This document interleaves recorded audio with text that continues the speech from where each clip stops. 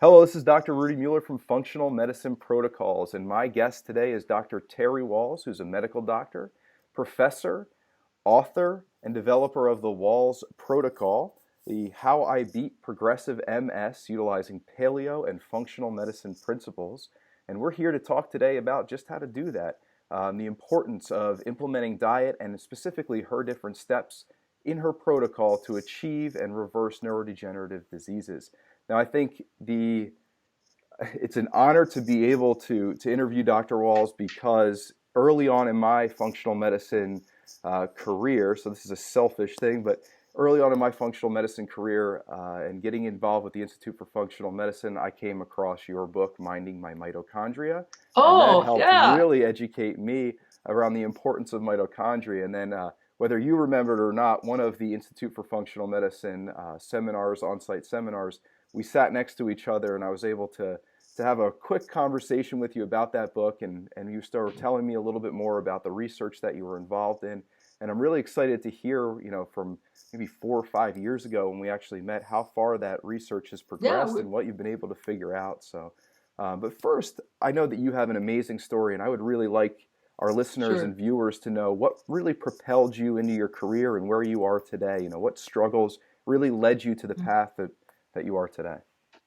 Well, I had the extraordinary good fortune of developing a progressive disease for which there's no cure, becoming totally disabled, thinking I was going to become bedridden and demented. Mm, And that, and I'm a professor of medicine, thinking the way I should treat that is aggressively using conventional medicine. mm, So when I was diagnosed with MS, I sought out the best clinical research center, which was the Cleveland Clinic. And I saw folks here at the University of Iowa and took the newest drugs. mhm, Great people, but continued to decline. And so within 3 years, my relapsing remitting MS had converted to secondary progressive, and I started chemotherapy. Continued to decline. Then Tysabri was now released, so I took that. Continued to decline, and then that was pulled from the market because people were dying. mm, And then I was switched to CellCept. And at that point, I'm having severe fatigue. My torso muscles are weak, and I'm thinking, that this is not going well. And I'm probably looking at becoming bedridden, possibly demented. And what like many docs, when I was first diagnosed in 2000, I started reading the literature, and I was just getting really upset and agitated because I saw it was a progressive disease. Within 10 years of diagnosis, half will be disabled because of fatigue, a third will have gait disability. And my spouse, Terry, you got to stop reading. You're just getting you upset. We'll mhm. find you the best people. Let them take care of you. And I did that. And little did I realize I was putting myself down the path of learned helplessness. Mhm. And so now, I'm several years further into this, 4 years further. It's clear I am, rapidly becoming more disabled. I may become bedridden. I may become demented. And I'm like, shit, I got to read Mhm. because I know how bad this is going to be. So, but I'm still, a skeptic about this conventional alternative medicine stuff.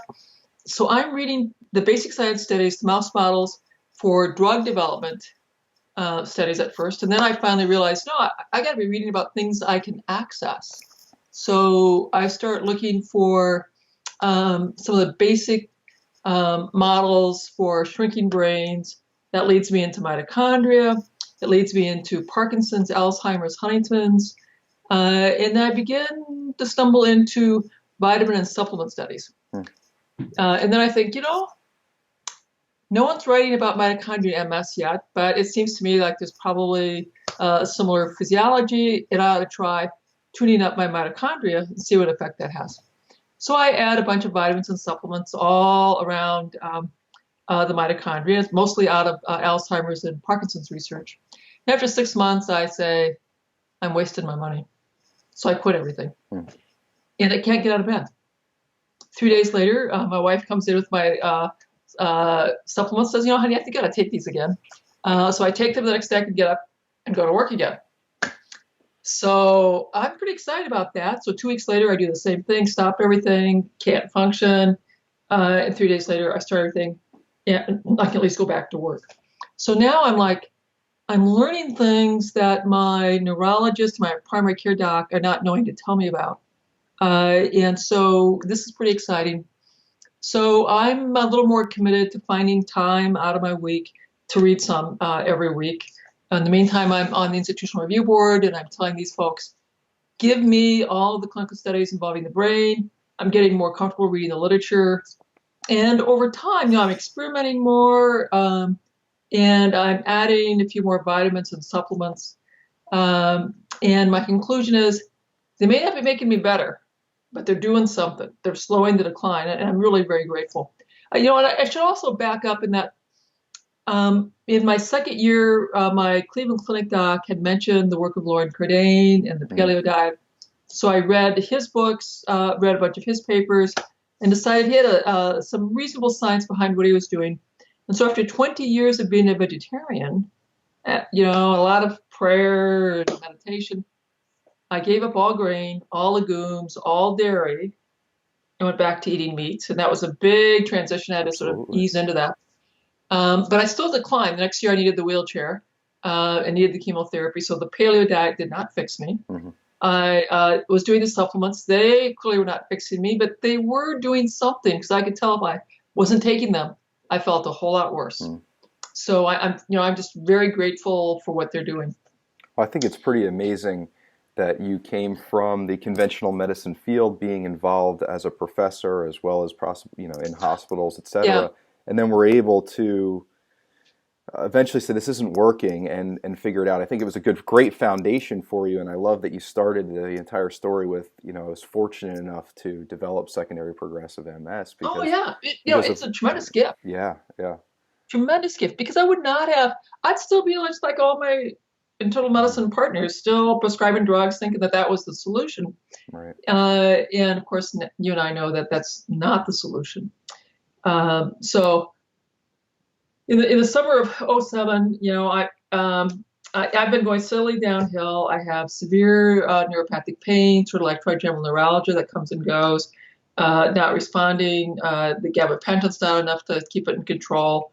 I have to go to the pain clinic frequently, get injections, Medrol, and my fear that that's going to turn on, be permanently on. So that's weighing heavily on my mind.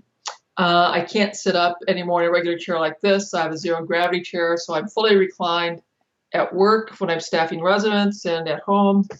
And I'm beginning to lose my keys, my phone. I can walk 10 feet, 20 feet, but in the evening, it's tough to walk in the house and walk around the house. So I'm like, this is getting tough. And then my chief of staff that July calls me to say, Terry, in January, I'm going to assign you to the traumatic brain injury clinic, and you'll start seeing patients without residents. You'll be part of the multidisciplinary team. And I come home, talk to Jackie, and we both know physically that's a job I can't do. Because at this point I'd been working in the research area, in the IRB office, research and development. I had my own research program I was doing. And I was staffing residents. So if I was going to be doing direct patient care, I probably couldn't do it. Mm-hmm. But I said, Jack, all you can do is I go to clinic, and either I can do that job or I can't, and then I have to apply for disability. So I'm distressed. But, God works in mysterious ways, because the next month I review a packet about electrical stimulation from Dr. Rich Shields' lab. And I think, wow, this is really pretty interesting. It's stimulating muscles in people that have traumatic spinal cord injury to maintain muscle mass and strength, and has good outcomes for them. And so I do a quick PubMed search. There's only 212 articles. I read all those abstracts. There are only a few that were about stroke, cerebral palsy. Otherwise, it was healthy athletes. And quick surgery recoveries. So I convinced my physical therapist to give me a test session. And he says, we can grow more muscles in your legs. I just don't know if your brain can talk to the muscles we grow. And so we could be making your legs heavier and making it much harder for you to walk. But he agrees to let me try. He also says, you have a lot of neuropathic pain. This is painful. You may not be able to tolerate it because of pain. He's right, it hurt like hell. Mm-hmm. But I was a previous athlete. I was fine with being willing to do this, and I discovered that I could do a 20-minute workout with electricity, whereas if I did it without electricity, if I did more than 10 minutes, I couldn't function for the whole day. So this was a step in the right direction. Right. Um, and so I do this in clinic for a couple of weeks, and then he gets me a device to start doing it at home. Now, at the same time, the exact same time, I discovered the Institute for Functional Medicine and I'd ordered their course on neuroprotection. And I'm going through this course with, lectures and PowerPoints, audio files, and the big notebook. And it's in the midst of my brain fog, so it's a lot of work, but I'm getting through it. I have a longer list of vitamins and supplements, which I order, and I start. And once again, I'm like, well, I'm not really sure this is doing much, but I'm quite willing to stay the course and give this more time. So I'm doing that a couple months. I'm doing my stim a couple months, and then I have another really big aha moment. Like, I'm taking 20 different supplements and vitamins now. What if I figure out where these are in the food supply and get it from the food? So I go to my dietitian friends. They don't really know. I go to the library. The librarians don't know. But I start working with the University of Google, and I figure out, the foods that I should be eating, and I reorganize my diet, still using paleo principles, but now I'm stressing foods that I know I really need to be having. Right. And that's at the very end of December. So it's now the middle of January. So I've been at this new way of eating 3 weeks. My energy's feeling a little bit better. My mental clarity is better. And I'm thinking, I don't have to lean quite as far back in my office or at home. I can sit up just a little bit more at the table. And I go to clinic the first day and I'm watching, getting oriented, and I come back home and that went well. And the next week goes well. And I realize, and I tell Jack, I think I can do this. I think this job's going to be okay. Within 3 months, I'm walking around the hospital with a cane. In 6 months, I'm walking around the hospital without a cane. Now, mind you, I still have a limp. You can tell, I'm not normal, but, that's pretty remarkable. It's huge, yeah. Especially in that period of time. And, well, I'll give you a little. The other thing I did, because I'm an athlete, I'm an overachiever, I greatly exceeded all of the FDA safety protocols for how much e-stim I did in a day. Okay. And I never told my therapist because I knew he would take my device away. So I just stimmed all of my waking hours to pain levels that no sane person would tolerate. But if I wasn't talking to people, I would just dial up the current to what I could tolerate. I'd be a little diaphoretic. But, I was like, I was going to have to give the device back at the end of the year. I didn't want to leave anything on the table. It's like, I wanted to know I'd given it everything that I possibly could. Right. And mind you, this was not to recover.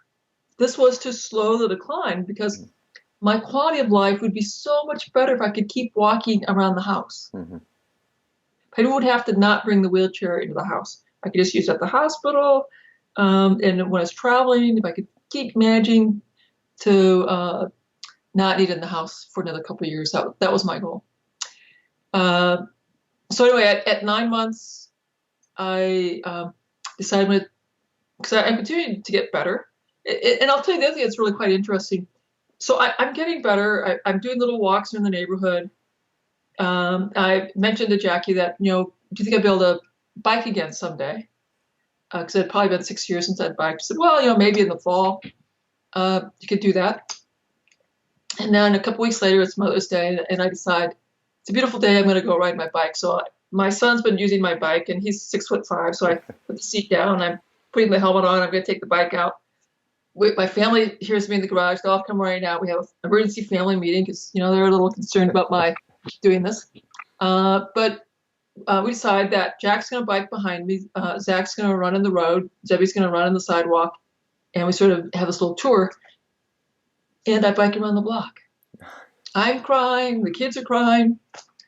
And this is the first time I allow myself to think that recovery seems to be happening. That because with progressive disease, you get to the point where you finally come to terms with, I got a progressive disease, I'm never going to get better. and I'm just going to take each day as it comes. Mm-hmm. And so you let go of hope, you let go of expectations, and you just live in the moment. So I've been clearly getting dramatically better, but I was still living in the moment until I rode my bike. Mm. And then I understood that my doctor didn't know, I didn't know how much recovery might be possible. Like, this might be it, or I might be able to continue to get better. And that was really the beginning of understanding that I was onto something that was so phenomenally important. It would change how I practiced medicine. It would change the focus of my research, and it really would change everything. My chief of medicine, when we met, and he saw this, dramatic change because he hadn't seen me in a year, and so I come walk into his office and said, he wanted me to write up a case report. So on myself, said, yes, this is very important. You need to get that done. So I got that done. And then when I went back, I did my promotion talk on my case report. And then he calls me and says, you need to write a clinical protocol. This is really important. We're going to have you do a little clinical trial. And he helped me find some senior mentors to make sure that it was well designed, rigorous design, rigorous measures. And then it took a while to get this approved because from a traditional standpoint, it's a very messy study. Mm. It's multimodal. We did everything that I did. Mm-hmm. And so if you made people well, people would say like, well, which factor? What factor? What was it? Right. Now, fortunately, because I'd been on the IRB, they had seen the terrible decline, disability, and the stunning recovery, and they wanted this study to happen. So the P&T committee didn't want it to happen because there was no safety data. The agreement was I met with the head of P&T, and we worked out what were all the safety labs I needed to have, who I needed to exclude. And so now I had to raise even more money so I could do the study. And I was like, God, it was hard before, but now it's even harder. But I was successful, obviously, in getting the grant. As a little group out of Canada, Ashton Embry, who gave us the study, and then the people who made the electrical therapy devices gave us the devices and the supplies. So that study was up and going. And because this was so radical, although I had funding for 20, I had to do 10 folks first, write up a safety report, and the IRB way to show that we didn't hurt anyone, the trend was in the right direction. And so when we had the first 10, the biggest problem was that if you're overweight, you lost weight, got back to healthy weight. So we clearly were safe. And the fatigue severity dropped really quite significantly for a p-value of 0.0008. With only 10, that's a stunning level of effect size. So then we did the next 10, and we have that paper published. And we have so much data. We're still publishing papers from that first study. We've had a couple more studies since. But that people thought I was like a wacko, nut job, crazy, doing all this stuff that was not indicated, B vitamins and fish oil, and talking about a gluten-free diet, paleo diet. So we had a lot of complaints. My chief of staff would call me in and warn me, and then I'd have to have a long conversation, bring down the papers, and say, this is what I'm doing and why. But because I was doing the research, and every year we would have our preliminary data out, and I'd have these stunning videos before and after. And then I started going around to departments, talking about my research. And so I went from, nut job to, well, you're doing interesting things, to now I've really been seen more as a brilliant visionary. So this is a very radical change in these 8 years. Well, and pretty quickly too. I mean, I know we say 8 years, and that's astounding. And being able to get access to that type of testing and getting backed by the university as well as some of these companies to put it on, that's pretty amazing. I mean, that's not something we hear of. It requires incredible perseverance. This big faith that you're doing the right thing, and just keep working at it. Hmm. You hit a roadblock, then you have to think about, okay, how do I get around this? It certainly helped me that my chair of medicine had seen the decline, Right, the right. recovery, and he had gotten promoted to the dean of the college, so that helped me out a lot. Um, and the fact that I was going to I had the good fortune to get my paper published. People didn't think we could ever get it published, but we got the case report published. And then they thought I'd never get funding, but I was able to find the funding. Hmm. And then they thought that, it was a fluke that I got better. Clearly, somebody made a mistake. I couldn't have really had MS. And then when we started getting other people better, I'm like, wow, Well, maybe so, she's onto something. and when you started to implement this protocol with other people, what were the biggest obstacles for them? And when we talked about obstacles on getting the research, the grants and then Well, they're getting published, but what were the yeah. big things for them? So, in all of this, I learned a great deal. I think I had uh, sort of acquired a lot of motivational interviewing skills just from some wise mentors I had during medical school.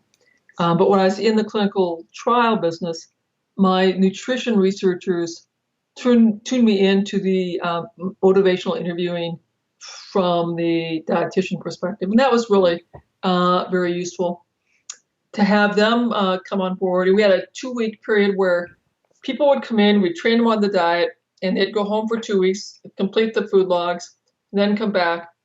And if they had at least 7 days that were consecutive, that were perfect, we'd let them into the study. Because we'd take it, a few days, you got to sort of learn how to do this. Hmm. And by the last 7 days before you come back, you got to be on the program.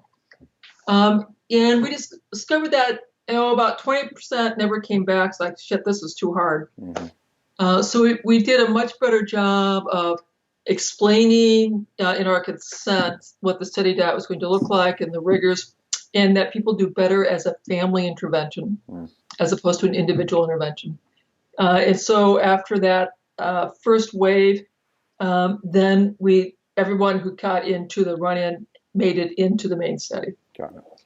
So now, in all the studies that we've done since, we've been very, very clear in our consent what the diet looks like, the challenges of doing the diet, and that doing this with family support makes all the difference in the world, and controlling the environment. So we set people up so they know much more accurately what they're getting into before they come. And setting them up for success that way. I mean, that is such a Correct. huge piece in my own practice, is having the family on board. I mean, there's a drastic difference between the ones that the family's there to support, the community's there to support them, versus those that are trying to fight against having certain things in the house that they might have an addiction to, or Yeah, yeah, I spend a lot of time talking about this as an addiction. yeah. That we have to clean up your environment. That if you were doing crack cocaine, you could not dry out in a crack house. Hmm.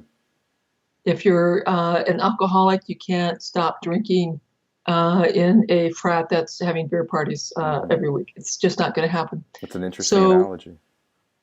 we treat this as a food addiction, which means you have to clean up your environment, go through, dump stuff out of your house, send us the photos of the stuff you've given to the shelter house, your enemies, your friends, or the garbage, whatever feels ethically right. And then, take photos of what you've put in your cupboard and your refrigerator so you can see how you've transformed your home. So, And that makes it a little bit more fun for them and helps us have some insight as to how things are going for them. right. I like that, taking the photos thing. That's a nice thing, nice touch to it. So when you're talking about food as being one of the main contributing factors, maybe junk, maybe not junk food, but junk, right? And then Yeah. Potentially maybe micronutrient deficiencies, and therefore that's where the diet's helping replete those. But what other contributing Yeah. factors from the environment? You talk about changing the environment. Do people with these types of symptoms, or maybe with diagnosis of neurodegenerative disease or autoimmune disease, need to be thinking about changing or Well, investigating? so uh, as my thinking about all this has evolved over time. At first, I thought it was Bruce Ames' theory of micronutrient deficiency and triage, that if you don't have enough of the key nutrients, you do the things that will keep you alive acutely. Mm-hmm. You don't take care of the long-term maintenance. So you're going to have high blood pressure, valvular heart disease, Right. stroke risk, and that's certainly a factor. Mm-hmm. I think another big issue is just a shift in gene expression that happens because our genes are continuously reading the environment based on what we're eating, what we're thinking, our physical activity levels, our social networks, our microbiome.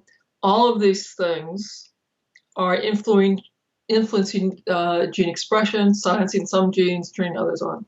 So that is part of it. And then, of course, I can wax eloquent now, and I think more and more about the microbiome. That the microbes have been around for billions of years. Mammals around 500 million years. We've been separate from the primates about 6 million years, and our species about 2 million years, or pardon me, our family 2 million years, and our species about 250,000 years.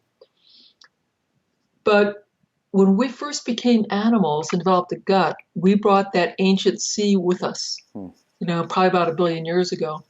And those microbes have been reproducing every 20 minutes. So they respond to changes in the environment, changes in our diet, changes in everything very, very quickly. And you and I have about 23,000 genes, maybe 24,000 genes. We have living in our gut about 9 million genes, 5 million of which are not duplicated. So when we had mutations in our genome where we made an enzyme that didn't work out very well, but if our microbes still made the enzyme that made that protein that could then diffuse into our bloodstream, our ancestors still had reproductive success. Mm-hmm. And that gene got exported from our DNA to our microbial DNA. So that's why, I'm such an old fart. When I went to medical school, we thought that we'd get the human DNA sequence, we'd understand the keys to everything, we'd know how to prevent chronic disease. But then we had this terrible shock that plants have, 100,000 genes. We only have 23,000. Yep. And how could that be? And now we realize it's because we carry these 5 million genes in our microbes with us.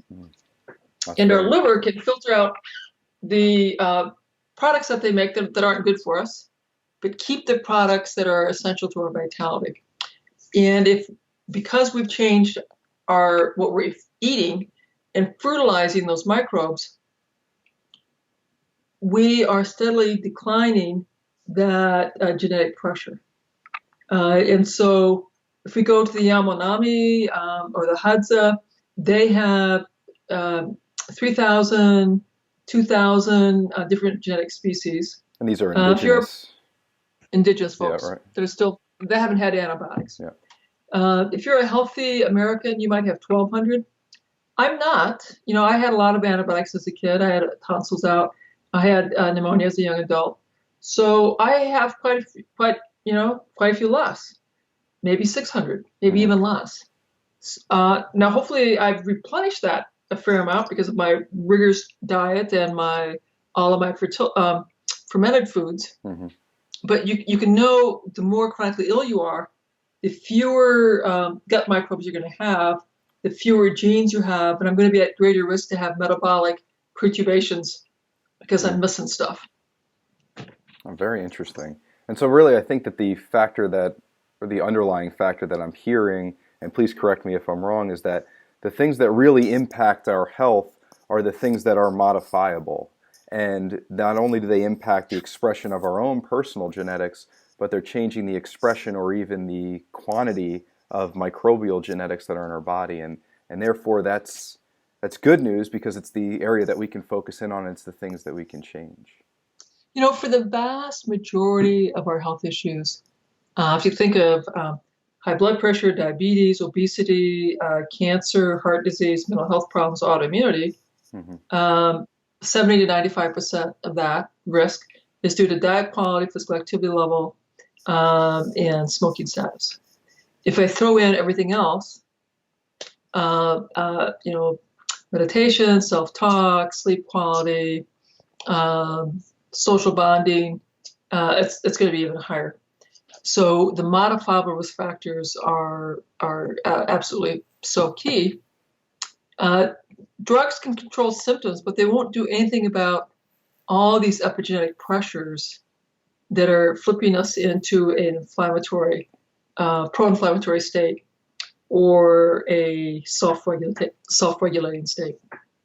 I think what's interesting about your story too, I mean, you mentioned medications and maybe controlling symptoms, but also when you talked about supplements early on in your health journey, introducing them, you noticed they helped, but they didn't necessarily, put you up and set you up to be able to reverse the condition, right? And so they were an Right. added piece, a supplement to the piece. But really, the foundational thing that you changed seemed to be around mindset, and then also around the diet, and in integrating Correct. more things in from a food perspective. And what I liked about, and maybe I'm wrong, but what I liked was what you talked about was you touched on things that you added in to your life, and not necessarily Correct. took away right, initially. And I You know, think it's it was really a very gradual process. yeah. So, in 2002, I quit being vegetarian. I was paleo. I took out some very harmful foods, the grains, the legumes, Did you know at the time that the dairy. those were potentially harmful to you, or they Well, I just mean, that's why because I you did were it. eating So, paleo? I read Okay. Blowing Grenades. Yeah. Okay, Right. this seems reasonable. Right. So I did that. And it makes me a little crazy. I love the paleo diet, but it's Mm-hmm. not enough to fix everyone. Mm-hmm. It'll Mm-hmm. fix some, Right.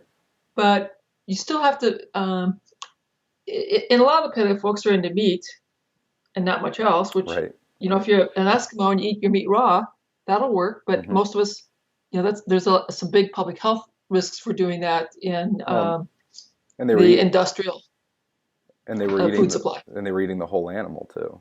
And they're eating the whole animal. Right. And Right. if you eat it raw, you have your water soluble vitamins. So Mm-hmm. it's and they're organic, uh, uh, free range, wild caught. It's a very different kind of animal and food than the stuff that's grown in the North American food lots. Mm-hmm. Mm-hmm. And so if a person's coming, to you initially, whether it's in the research study or coming to you as a practitioner looking for help, and they're having progressive MS, maybe they're early on Yeah. stages, what are some of the first recommendations or the action steps that you have them take to begin this process of the Well, protocol that you've laid out, the Walls protocol? so let me sort of walk you through. So for several years, I ran a therapeutic lifestyle clinic at the VA. And I think this is a very instructional way of thinking about this. Hmm.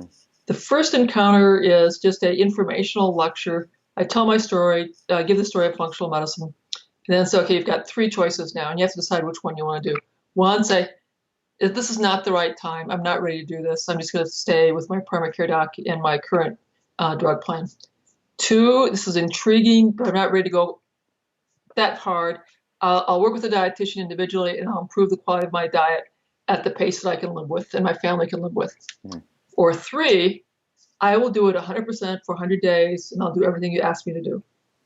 And so you just have to decide which one you want to do. But if you're going to come work with me in my group class, the ticket you have to punch is a commitment to 100% gluten-free, dairy-free, and a goal of 9 cups of vegetables a day. If you're a female, it can be 6. But if you're a guy, it's 9 cups. And if you don't want to do that, well, then we have to have liver 3 times a week. Everyone says, I'll do the vegetables. Yeah. No kidding. Yeah. And when we first started, I'd say about half the folks would be willing to do the dietitian or the class with me because people were just not quite ready. Mm. Now I'd say 90% were doing either the group class or the dietitian. So they then come to the group class. The group class intake's a half day, 2 hours with me. In the class, about 10 people. It took me a while to get so I could do this with 10. Mm. We complete the functional medicine timeline together. Mm-hmm. And then we complete the functional medicine matrix together. And I tell people what the big patterns are that I see and what type of interventions will be most likely. So the patterns I would see: big toxic exposures through the veteran experience, a lot of antibiotic issues and microbiome disruption, high probability of gluten sensitivity, casein sensitivity, a lot of weight gain, probably related to hormone disruption Hmm. related to the toxins. So I prioritized what were the things that may be high leverage points for them. Stress was often the big trigger that unmasked their disease the first time. So we talk about some stress issues. And that would take me 2 hours to get through 10 people that way. Then we'd all go to the bathroom and then come back, and my dietitian would come in. We'd do a cooking class, teach them how to make bacon and greens and a green smoothie, and then reimagine breakfast without cereal and toast.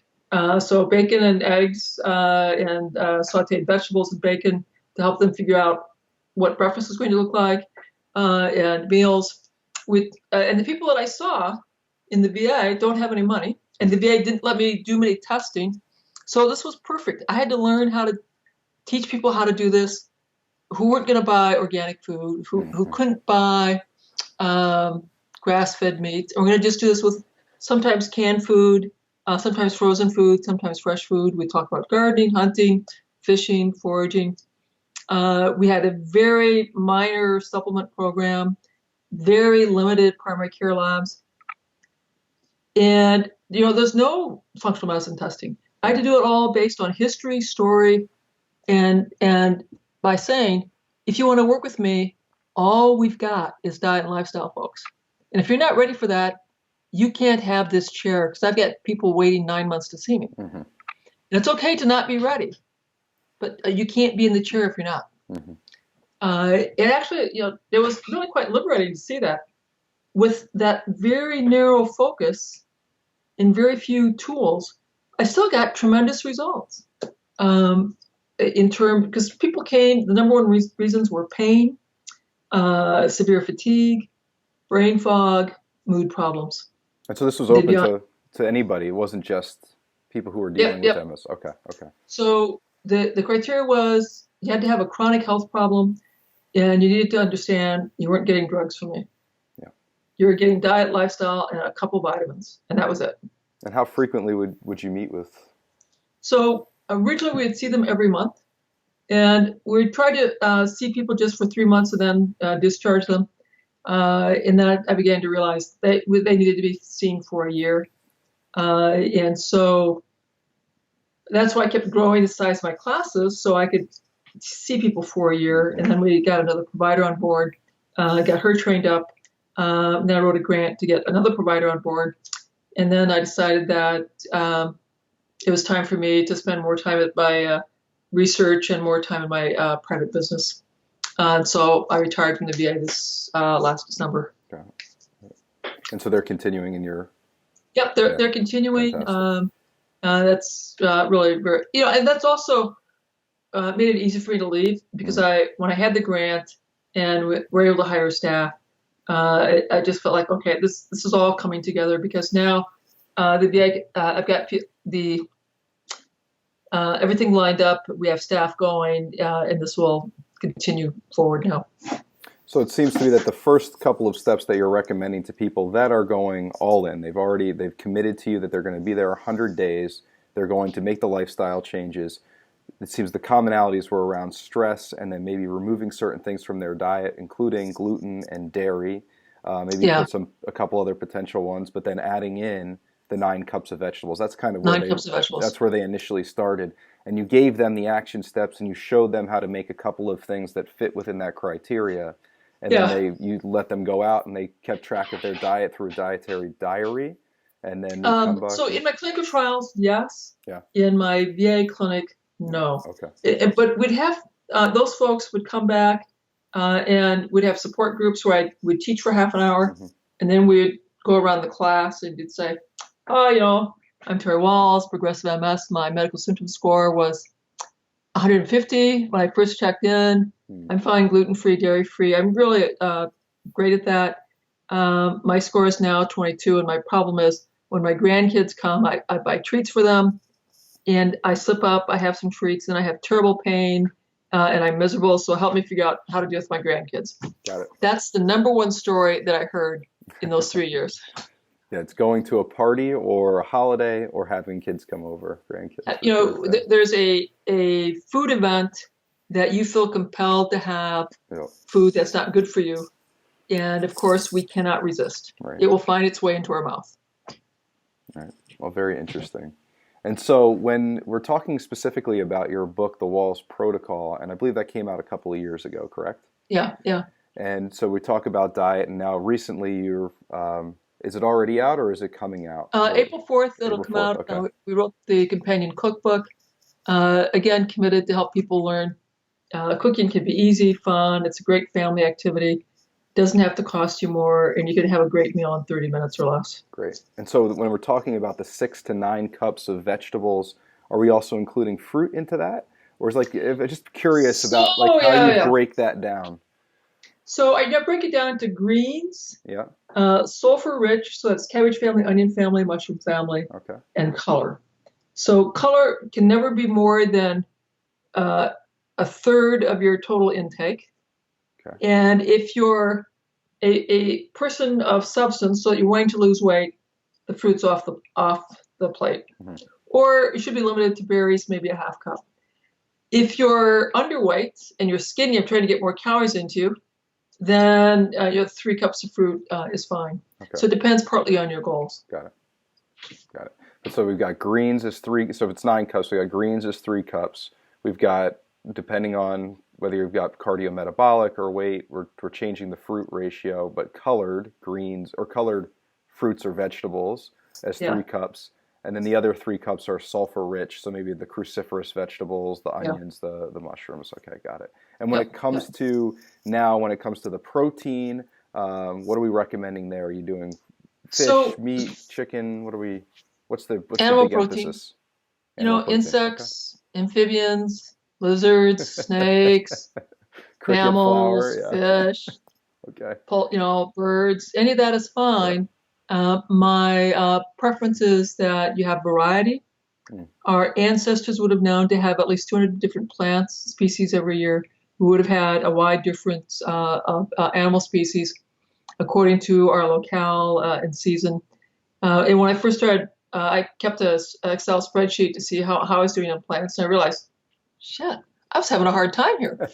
And so that got me into paying a lot more attention to spices and teas, so I could just add more plants. And it also got me into, if I was at the grocery store and there was a new mushroom or a new vegetable, I picked it up and I brought it home because I want to be sure that I'm going to have at least 200 different species by the end of the year. So now it's really pretty easy. But that's a very intentional decision. And I talk about that with the vets, that, how many different plants are you eating? It's like 4 or 5. Right. And I explain, well, our DNA expects us to eat 200. So we need to figure out how to get more plants that you can be exposed to.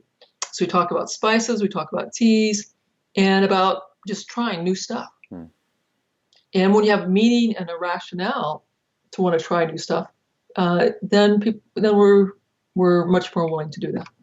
Well, I think that there would be pushback in a couple areas. One would be the taste of the vegetables, and then the other would be the quantity of the vegetables. So it sounds like from a taste perspective, we're adding in spices, we're trying variety. One of the things I recommend is maybe cooking with a little bit of fat, whether that be bacon, butter, or some sort of citrus, vinegar, or lemon. Yeah, we talk about taste is a reflection of bitterness.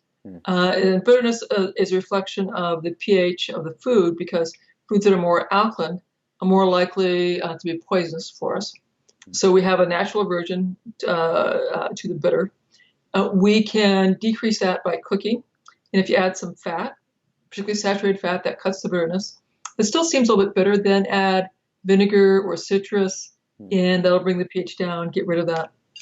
My daughter has a lovely saying. It's, Mom, bacon will fix any vegetable. It's the truth. And I tell my vets that, take some bacon, you chop it up, fry it out, scoop out the bacon, put in the vegetables, cook 2 minutes, put the bacon on back, and serve it. And if it feels a little bit bitter, go ahead and add the vinegar or the lime juice, lemon juice, and then double the amount of bacon you have next time. There you go. And they're like, wow, that does sound really good. Sounds great, yeah. And so when it comes to the quantity, is there anything that you recommend around that? I mean, is there Anything specific to Well, make it so that it's easier yeah. for people to consume? So the key thing is you don't have to stuff yourself. Hmm. I chose big numbers because I work with vets and I want them to be filled up with lots of vegetables before they eat anything that they shouldn't be eating, so that they'll be full. Mm-hmm. And I'm a big girl, and I knew that I could have 12 to 15 cups pretty easily when I started all this. Um, so the other thing I learned in this whole journey is I need to have simple messages that are teachable, understandable, and memorable. That's how we got to the 9 cups, how we got to 3, 3, and 3. And that when we have these little petite ladies that are 4'10", it's like, you're not going to eat 9 cups. You're not big enough. You're probably not even going to eat 6 cups. So just eat proportionally what you can. You need to have protein the size of your palm twice a day, and then eat green sulfur color proportionally according to appetite. Because some of these poor ladies were just trying to stuff all 9 cups in, and they're miserable. I'm like, no, you don't need to do that. If you're a guy, unless you're a really petite guy, you should be able to handle the 9 cups. Mm-hmm. And that I talk about, you measure raw. And so you're right. It's not the same when you're doing it cooked. Got it.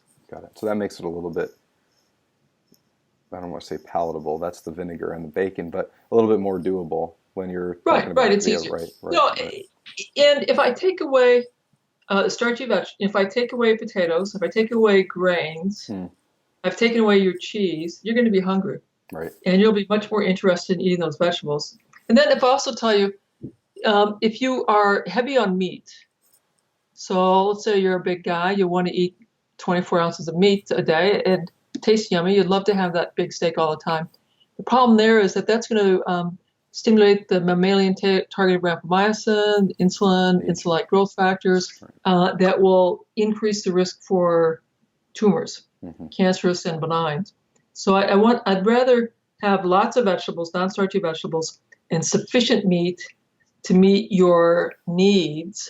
So it'll depend on your muscle size, how hard you're working, and it might be that 24 ounces still is the right amount if you're baling hay all day and you're doing manual labor. Yes, but if you're not, probably more like 12 ounces would be the right amount for you, and 6 to 8 ounces would be the right amount for me.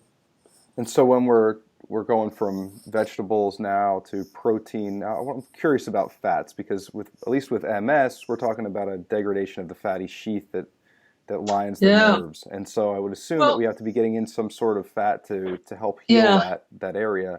And I'm just curious we want to have lots of fat. And I talk about this in the book. You want to have omega-6 fats, so like arachidonic acid. You want to have the omega-3 fats, the icosapentaenoic acid and the docosahexaenoic acid.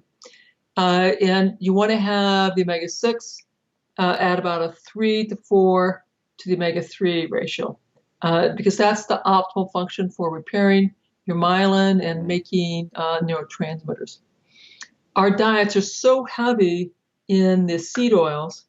It's for many Americans. If you did a diet history and you measured our ratios in our red cell membranes, it would be like 15 to 1 or even 45 to 1.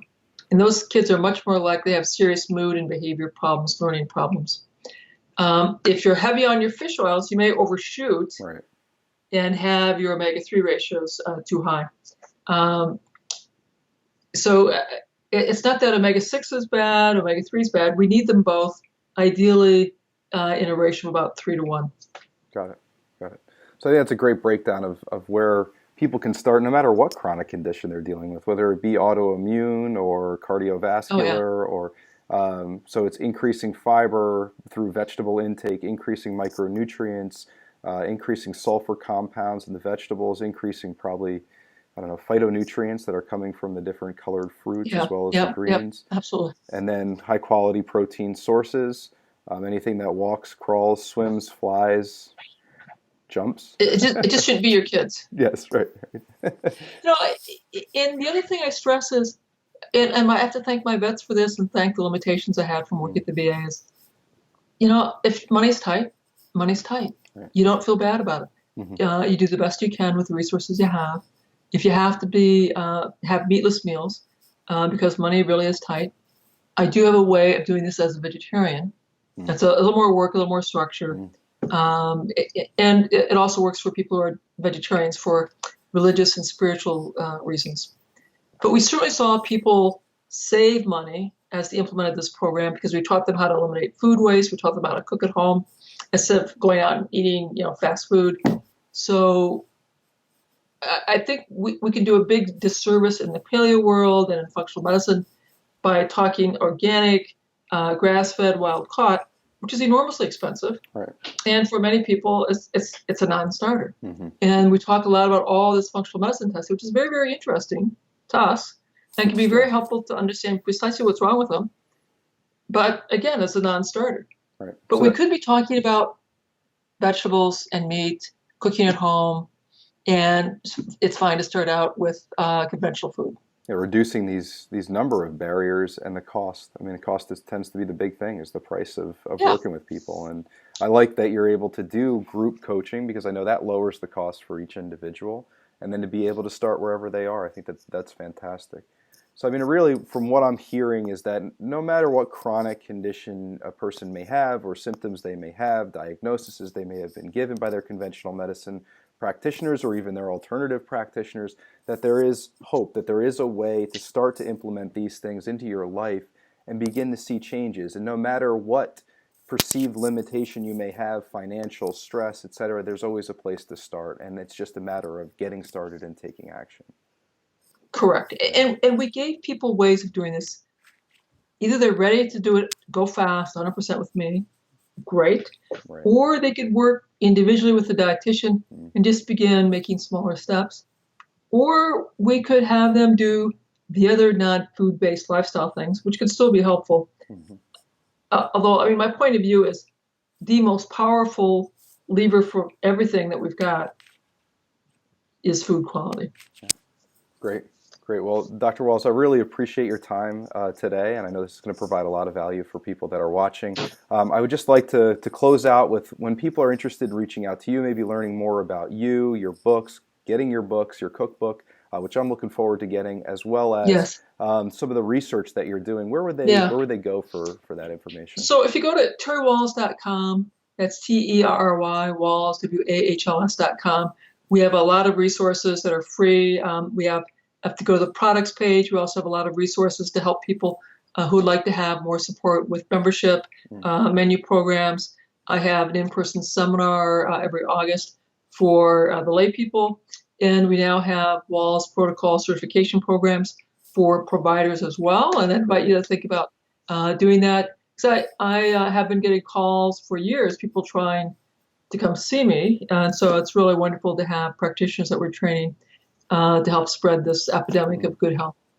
Well, thank you very much. I really appreciate your time, Dr. Walls. You really shed some light on many different concepts, but I really appreciate the simplicity at which you've been able to pull out this information over time and how you've been able to implement it not only with yourself and see great recovery, but with others. So once again, thank you very much for your time. Yeah, I'm really blessed to have been ill, to have had the chance to recover, and then blessed to be at the VA where I had to practice with a population that didn't have money, so I could learn how to make it work for them as well. You had to figure out that way. Yeah. All right. Well, thank you very much, Dr. Walls. You're very welcome.